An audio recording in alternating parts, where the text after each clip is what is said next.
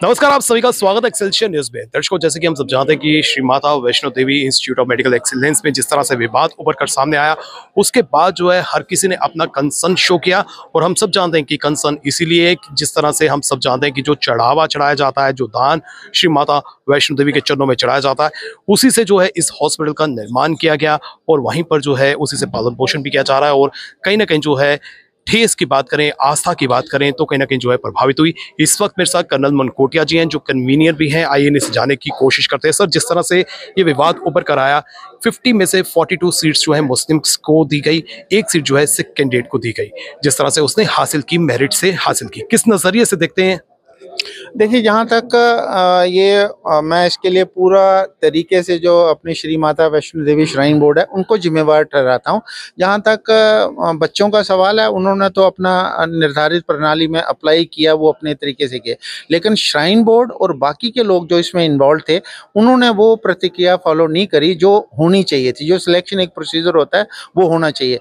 कुछ एक चीज़ों को सीक्रेट रखा गया, कॉन्फिडेंशियल रखा गया। बहुत से लोगों को शायद इसके बारे में पता भी नहीं चला कि ऐसे ऐसे अभी सीट्स निकली हैं, वहाँ पर अप्लाई करना है। तो दोषी वो लोग हैं। अगर किसी को कसूरवार ठहराया जाए तो उन लोगों को ठहराया जाना चाहिए, ना कि बच्चों का। और मैं इसके साथ एक और, बच्चे हमारे लिए पूरे प्यारे बच्चे हैं, हमें उनसे कोई वो नहीं है। अगर कल को कहीं पे अगर वार्ता की बात आती भी है तो ये मत समझिए कि हम उन बच्चों की बात नहीं करेंगे, हम उन बच्चों के बारे में बात करेंगे कि उनका कैरियर स्पॉइल नहीं होना चाहिए। बिल्कुल। और जिस तरह से माननीय मुख्यमंत्री की बात करें, उन्होंने भी इस ओर इशारा किया कि जो भी सिलेक्शन है वो मेरिट बेस पर होनी चाहिए, ना कि रिलीजन बेस पर होनी चाहिए।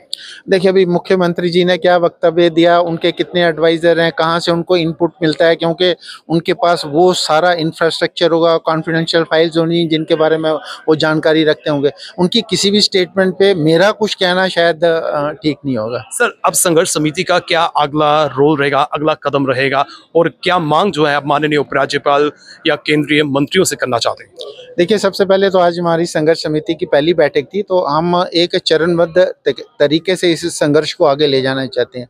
तो पहला तो एक पटिशन साइन करके जितने भी अपने व्यापारिक या ट्रांसपोर्ट या दूसरे संगठन हैं उनके द्वारा साइन की जाएगी, और दूसरे जो प्रबुद्ध नागरिक हैं हमारे जम्मू कश्मीर के, वो साइन करेंगे।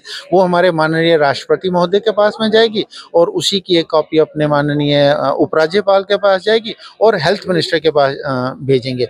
और हमारी सिंसियरली ये पूरे संघर्ष समिति का ये सोचना है कि इस प्रदर्शन को आगे बढ़ाने के लिए सरकार मजबूर ना करे, जल्दी से जल्दी इसका निर्णय ले। क्योंकि अगर ऐसा होता है, जम्मू के साथ में और भी कई डिस्पैरिटी वाले इश्यूज हैं, वो भी इसके साथ में जुड़ेंगे। सर, जिस तरह से आप मांग कर रहे हैं, आपकी मांग क्या है? क्या जो एडमिशन्स हुई हैं उन्हें कैंसिल कर देना चाहिए? क्या कदम जो है उठाने चाहिए? जी बिल्कुल, उन एडमिशन्स को कैंसिल कर देना चाहिए। और क्योंकि माता वैष्णो देवी में जो डोनेशंस आती हैं वो सनातन धर्म के मानने वालों को लिए आती हैं, तो उसी प्रकार से जैसे हमारे वेद पुराण हैं, इतने पुराने पुराने ग्रंथ हैं, उसी तर्ज पर गुरुकुल खोले जाएं, वहाँ पर उनको ये ऐसे इसकी शिक्षा दी जाए।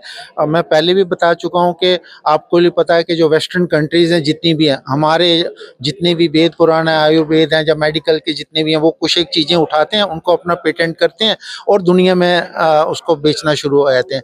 हमारे ग्रंथों में इतनी महत्वपूर्ण चीज़ें हैं जो उसमें हम लोग खुद अनभिज्ञ हैं। मैं अपना पर्सनली भी बोलूँगा, मुझे भी इतना ज़्यादा मालूम नहीं है, लेकिन ओवरऑल हम कुछ ना कुछ जानते हैं। तो अगर ऐसे गुरुकुल खोले जाएं जहां पर उनकी एजुकेशन दी जाए जो कि पूरे मानव कल्याण के लिए इस्तेमाल हो, वो एक पर्टिकुलर कास्ट कम्युनिटी को नहीं हो, पूरे विश्व के लिए काम की हो, तो इससे ज़्यादा बढ़िया और क्या हो सकता है। अगर ये सीट्स कैंसिल की जाती हैं तो 50 स्टूडेंट, जिनमें मुस्लिम्स भी हैं, सिख भी हैं, हिंदू भी हैं, तो कहीं ना कहीं वो सफर करेंगे। किस तरह से जो है उनको एकोमोडेट किया जा सकता है?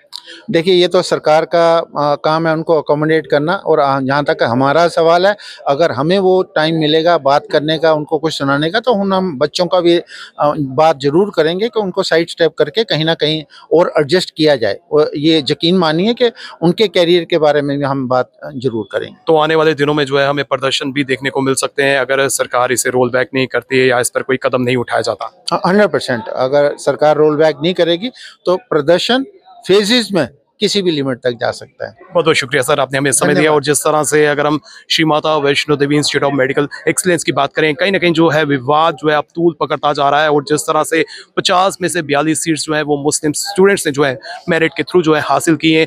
और अगर बाकी स्टूडेंट्स की बात करें, हिंदूज की बात करें या फिर सिक्स कम्युनिटी के स्टूडेंट्स की बात करें, तो कहीं ना कहीं जो है उनकी फिगर जो है बहुत कम नजर आ रही है। और इसी पर जो है हर किसी ने जो है कंसर्न शो किया, हर कोई जो है इस पर जो है आवाज उठा रहा है, विरोध प्रदर्शन कर रहा है। और आने वाले समय में जो है संघर्ष समिति जो है विरोध प्रदर्शन का रास्ता भी अपनाएगी। और सरकार से आग्रह किया जा रहा है कि सरकार जो है इस पर मंथन करे और इसको जो है रोल बैक किया जाए। फिलहाल नितिन कनोत्रा और मोजी रितेश गुप्ता को दीजिए इजाजत और आप देखते रहे एक्सेल्शियर न्यूज।